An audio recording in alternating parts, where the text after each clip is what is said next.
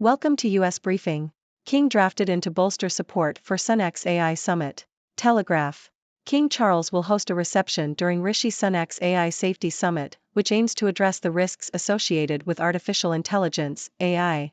The reception will focus on how AI can support the environment and sustainability. The involvement of the king is expected to add prestige to the event, particularly after US President Joe Biden declined to attend. The summit has also sparked debate over whether to invite China. The summit is set to take place on November 1st and 2nd at Bletchley Park, and it is hoped that it will lead to coordinated action on AI safety. What to know about the Azerbaijan-Armenia conflict in Nagorno-Karabakh? South China Morning Post.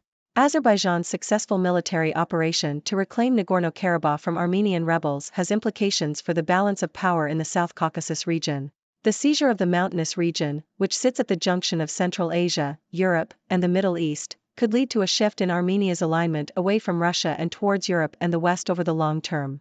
Azerbaijan's military superiority over Armenia, which has been enhanced by Turkey and Israel, has been enabled by Russia's distraction with issues in Ukraine and a loss of influence in the region. The capture of Nagorno-Karabakh, if followed by peace and stability, could benefit trade corridors and connectivity across the Eurasian land mass, particularly the Middle Corridor, which runs from China through Central Asia and into Europe via Azerbaijan. Royal diplomacy hits the world stage on two fronts: Charles in France and William in New York. CBC. King Charles III and Prince William have both recently made trips abroad, highlighting the importance of global engagement for the royal family. King Charles III made his first state visit to France as monarch, which was seen as a diplomatic move as the UK renegotiates its relationship with Europe post-Brexit. Meanwhile, Prince William visited New York City, focusing on environmental issues and raising the profile of environmental initiatives. Both trips demonstrated the royal family's commitment to engaging with global issues and promoting diplomatic relations. The visits were also seen as a continuation of the royal tradition of engaging with other countries. King Edward VII, for example, made a visit to France early in his reign that helped establish the Entente Cordiale. King Charles III echoed this history in his visit to France, emphasizing the importance of the Entente Cordiale for tackling urgent global issues such as climate change and biodiversity.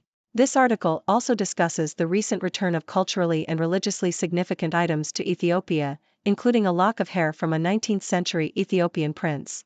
This restitution is part of a wider movement to return objects of heritage to their countries of origin. The article highlights the changing attitudes towards restitution and the recognition of the importance of human dignity in these discussions.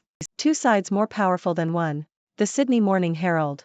The Australian government should have taken a bipartisan approach to advocating for the recognition of the Indigenous voice to Parliament, just as Nationals MP Barnaby Joyce and Independent MP Monique Ryan did in the case of Julian Assange, according to a letter to the editor. The author argues that such an approach would have sent a message of harmony and support to Indigenous Australians. Furthermore, the writer believes that a lack of understanding of the Australian Constitution is a major hurdle that the Yes campaign for the voice must overcome. Many people, including Indigenous people, objected to the voice because it would not have changed anything and would have cost a lot of money, the author adds. Another letter to the editor argues that placing the voice in the Australian Constitution is not the right approach. The author believes that doing so would divide Australians rather than uniting them, and that it would be difficult to remove the voice if it was unsuccessful without another expensive referendum. Instead, the author suggests finding a different solution that does not involve a constitutional change. The Australian government's proposed Indigenous voice to Parliament has attracted controversy and debate. The government has proposed that a voice be established in the Australian Constitution to give Indigenous Australians a say on policies and laws that affect them. However, there has been disagreement over the best way to implement this voice, with some arguing that it should be enshrined in the Constitution and others suggesting that it should be established through legislation. Hotel room service as we know it may soon be a thing of the past.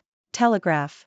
The demand for room service in hotels is declining as guests turn to alternative options such as food delivery services like Deliveroo and Just Eat. Mid-range hotels are increasingly directing guests to these online out-of-house options, citing low demand and lack of financial benefit as reasons to discontinue room service. Larger hotel chains, such as Marriott, have attempted to modernize their room service offerings by introducing apps that allow guests to order directly from their phones. However, the decline in demand for room service is largely attributed to a shift in the popularity of the most popular room service meal of the day, breakfast. Breakfast is now seen as an experiential meal, with guests preferring to enjoy a spectacular, immersive experience in the hotel's main dining room. The decline in demand for room service reflects changing consumer preferences and a desire for a wider variety of dining options while staying in hotels. Skiplagging can offer you a better deal on airfare if you're willing to risk it. CBC. Skiplagging, a travel hack where travelers book cheaper flights with layovers at their desired airport and then deplane during the connection without completing the full journey, is a clever way to save money but is prohibited by most airlines. The practice has gained attention in recent years due to rising living costs and services that promote it. While it can be a money-saving opportunity, skiplagging is not without risks, such as the potential loss of checked baggage and the cancellation of return flights if earlier legs of the journey are missed. Airlines are becoming more attentive to skiplagging passengers and may threaten to cancel frequent flyer points and ban them from flying. While some argue that passengers have the right to use their tickets as they please, airlines emphasize that skiplagging is against their terms of service. Money, power, and an ecosystem are all at stake in Canada-US negotiations over a massive river. CBC. Negotiations are underway to update the treaty between the US and Canada that governs the use of the Columbia River's water flow, which provides about 40% of all US hydroelectric power. Canada's key priorities for the new treaty include retaining greater flexibility over water flows, adding considerations around the river ecosystem, and incorporating concepts such as adaptive management and climate change. The US wants to ensure that the value of hydroelectric power going back to Canada is accounted for. Provisions of the treaty are set to expire in September 2024. Biden tells extreme Republicans to stick to deal as shutdown fears grow. South China Morning Post.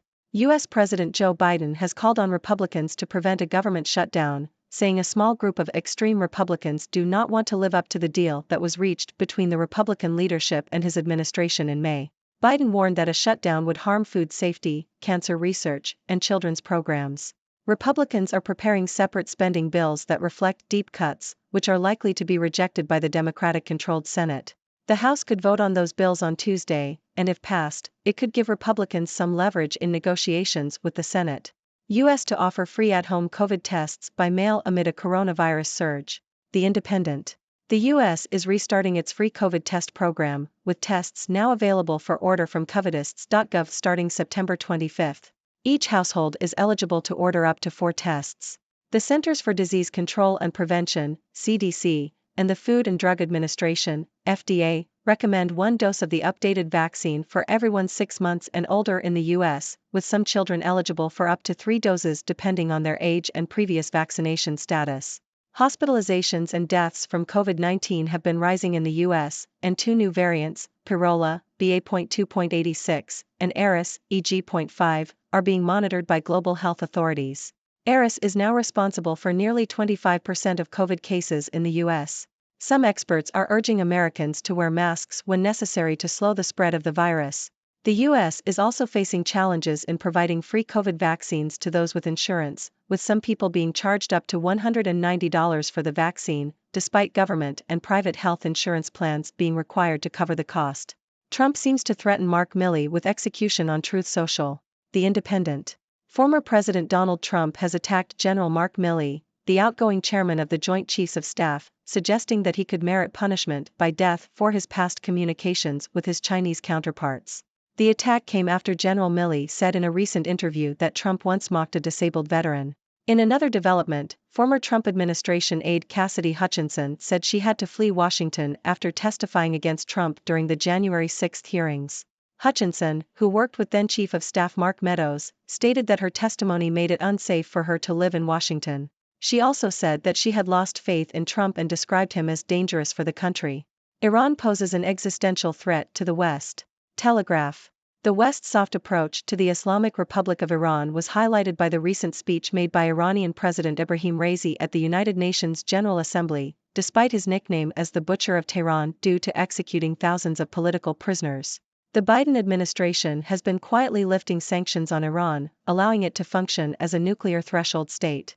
Furthermore, Iran's aggressive intelligence services have launched terrorist attacks on British soil, with the regime tracking prominent British Jews for future lethal operations. The West's focus on scrutinizing Israel rather than Iran is a dangerous oversight. I hated my life, Bronson Xerri tells all as 4-year drug ban comes to an end. The Sydney Morning Herald. Bronson Xerri, the 23-year-old Australian rugby league player, has spoken out about his battle with mental health issues following a 4-year ban from the sport for taking steroids. Zary admitted he came close to suicide several times during his ban, which he described as the darkest time of his life. The ban was handed down in May 2020, but Zary has now completed his suspension and is preparing for a return to professional rugby league. He has signed with the Canterbury Bankstown Bulldogs, and his comeback is being supported by former league player and coach Phil Gould. Inside Putin's attempts to indoctrinate Russia's youth. The Independent.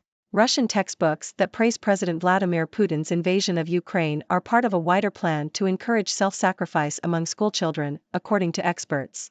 The textbooks claim that Ukraine is an ultranationalist state being used by the US as a battering ram to destroy Russia. One chapter suggests that Ukrainian membership of NATO could have led to a catastrophic war that Russia had to prevent. The textbooks, which also instruct children on how to use drones, aim to indoctrinate the next generation and militarize youth, experts warn. China installs barrier in disputed sea shoal, Philippines says. Bloomberg. China has installed a floating barrier in the Scarborough Shoal in the South China Sea, preventing access for Filipino fishing vessels, according to the Philippines. The floating barrier, which measures about 300 meters, was installed by 3 inflatable boats of the Chinese Coast Guard and a service boat of the Chinese Maritime Militia. Manila's Coast Guard and its Bureau of Fisheries and Aquatic Resources strongly condemn China's move. The Philippines has been releasing videos and images of persistent confrontations of its vessels with Chinese ships in a bid to pressure Beijing to stop what it says are aggressive acts in the disputed sea. Manila slams Beijing's fishermen blocking floating barrier in disputed shoal. South China Morning Post. The Philippines has accused China of installing a floating barrier in a disputed area of the South China Sea, preventing Filipinos from entering and fishing in the area. China claims 90% of the South China Sea, overlapping with the exclusive economic zones of several other countries. Beijing seized the Scarborough Shoal in 2012 and forced Filipino fishermen to travel further for smaller catches.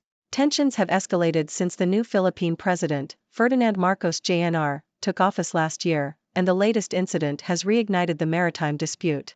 Thank you for tuning in. The content above showcases the latest briefing reports and analytical synopses, thoughtfully curated by the 6Do team.